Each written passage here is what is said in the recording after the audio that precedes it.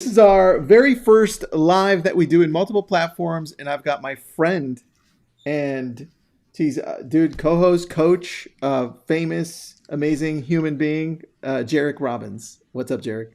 Hey, good to be here. This is exciting. I kind of want to log in on my phone and see where we're at in all the different places. Dude, me too. It'll start to trickle in here, but you posed a great question that got me thinking. It actually made me think deeper, and I'm like, I don't have the answer to it. Why don't we do it live?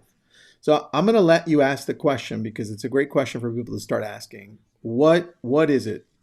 Totally. So it's a simple question, and it's a question I based how I've built my entire life off of.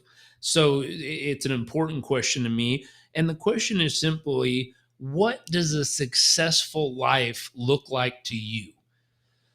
And as simple as that sounds, you had an interesting experience when I put it out there. What was your experience when you first read the question? Like, what does a successful Um, life look you like to you? you stumped me because I thought one thing first. I was like, well, Mhm. and then I go, nope. I don't know the answer. I go, why don't we go live with this? By the way, everyone joining in, let us know what city, state, or country you're from. We can watch you. Yeah. But Jarek, dude, I want you to answer it first, and then I'll answer it because you'll give me some hints. Totally, totally. And so I've used this question for a long time and I've phrased it in different ways. The other way that I phrased this, and I'll give you some examples and stories of how it's affected people's lives, is what does your ideal day look like? Because sometimes a successful life is such a big question. It's like, I don't know where to start. What do you mean? What time frame? 10 years, 20 years, 100 years? But if you say, what does your perfect day look like? Just your one ideal day. And I always say start from the beginning. Like, where would you wake up? If it was your perfect day, where would you wake up? What's the first thought that would cross your mind? Okay. How much energy would you feel? Who would be there with you? Mm, What's the first thing you would do when you get out of bed in the morning? How would you fill the morning hours of your day? Like, what would you do, let's say, from like 7 a.m. to 8 a.m., 9, 10, 11, 12? What would you do to fill the morning hours of your day on this perfect day? What mm, would you do for lunch? Who would you have lunch with? How much laughter, joy, happiness, fulfillment, excitement, passion would share the conversation over lunch? From lunch, what would you do during the afternoon, early afternoon? Let's say 1 o'clock, 2, 3, 4 o'clock. What's everything you'd want to experience, design, develop, create, be a part of? And as you start to develop that, then it's like, well, what would you do in the early evening? Meaning, and I always ask people, would on your perfect day, would you stop and just watch the miracle of a sunset unfold? Just like breathe in the miracle of life unfolding around you on your perfect day. yeah. And then as you enter the night, what would you do for dinner? Who would you have dinner with? How would you feel? What would you eat? And then what would you do in the evening hours of your perfect day? And finally, as your perfect day wrapped up, what would you be grateful for? What are some of the moments that happened throughout the day that just filled your heart and soul with joy, Mm, made you feel really alive? And dude. if you go through that, there's so much vivid vision that starts to come to life in people's Yeah. minds. Oftentimes, I'll do that in an event or a seminar, and Hmm. I'll just see tears start streaming down people's faces. Yeah. I can see. You know why? Because I was thinking through that, and I felt good. It's like you made me feel good. And and Greg, by the way, Greg has a great comment. By the way, people from all over the world are tuning in. So Greg says successful looks and feels different to different people. None of us are exactly the same. Totally. If you feel successful, guess what? You are. And I kind of like that, man. So good point on that one. But Jarek, how would you end your day on a perfect day where you feel like you're successful? So, one of my favorite things to do to wrap up a day is to go for a walk with my wife and son. I love that. And so we live right here on the beach, and we have some epic sunsets right outside. So oftentimes we'll just go walk all the way down the block, come back, walk up to the beach. It's a couple of houses over, walk to the beach, just stop and watch the sunset. And it's spectacular. It's grounding. It reconnects us to Mother Nature. It causes us to breathe and feel back into the moment. but then it's a miracle and it's different every single time. It has magic in my eyes. I call it magic or miracles, just watching how beautiful. I heard this video one time that said, if you look up at the sky and look at how it's arranged, never in your lifetime will you see it exactly like that ever again. Dude, that's beautifully said.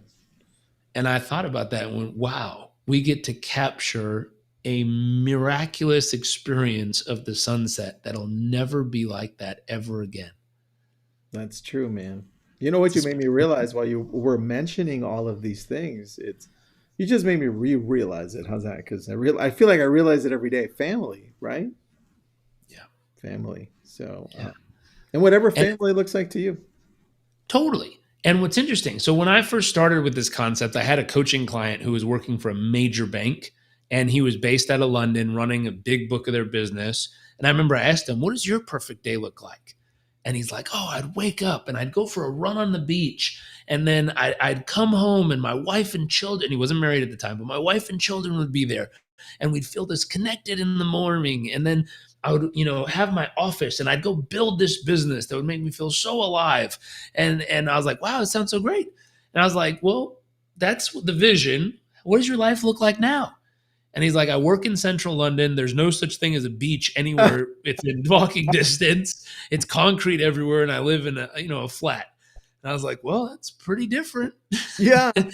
What's your plan on making your vision real? And he went, well, shit, that's what I came to you for. How am I supposed to do this? I said, I don't know. Let's set the vision out. How soon do you want to get there? Is it 5 years, 3 years, 10 years? You decide. He's like, how about 3 years? I said, okay, cool.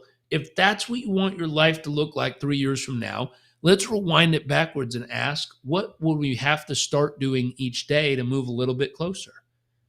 I like that, man. I like Just that. 15 feet of progress a day. Could we get 15 feet closer each day for the next 3 years and then arrive 3 years from now at that life? What's wild is a couple years later, he called me and he actually texted me and I'll try not to be explicit, but it was like, holy bleep. He's like, I just lived the day that I told you about a few years ago. And I said, what are you talking about? And his life was crazy. I mean, he had moved from London to Houston to New York, back to Houston, back to New York. Like in those years, this dude was going. Like his whole family was moving and boxed up and all this stuff. And Yeah. then all of a sudden he landed. And at this point, he had bought a house. He was in the Hamptons. He went for a morning run on the beach. He came home. He was now married. His wife was pregnant, just got done with a spin class. And I was like, oh my gosh. Everything he wrote down. He had a side house on his property that he turned into an office that he was working from and starting a new business that he ended up raising $250 million to fund. And it was like, oh my God, everything this dude wrote down was actually real. And he's like, and he asked me, he's like, how did you do that? And I started laughing. I'm like, I didn't do anything. I just helped you get extreme clarity on what you wanted your life to be. And then we made 15 feet of progress each day. And sometimes, this is one of my favorite thoughts, sometimes progress isn't ground gained. Sometimes progress is losses avoided. Mm, that's so true, dude. And some of the progress we made wasn't always moving closer to the vision. Sometimes it was cutting off stuff that was preventing him from getting there. It Yeah. was pruning. It was getting rid of stuff. It was the stuff he had to stop doing, not just the stuff he had to start doing. Sometimes we think it's the control aspect of being successful, but it's the opposite, right? Dude, Yeah. we were actually Letting just go. talking about this a little bit ago. I'm like, just let stuff go and stuff will just happen. Totally. I love Totally. that. I love that. Be hard on the outcome, be flexible on the approach. Yeah. Meaning you're stronghold on the outcome, but my gosh, you're open to all different ways to get there. Dude, Juliet says 15 feet of progress each time. She put some emojis of flexing, drop mic, and little party emoji. So there you go. Dude, you've got to go somewhere, right? Where are you going?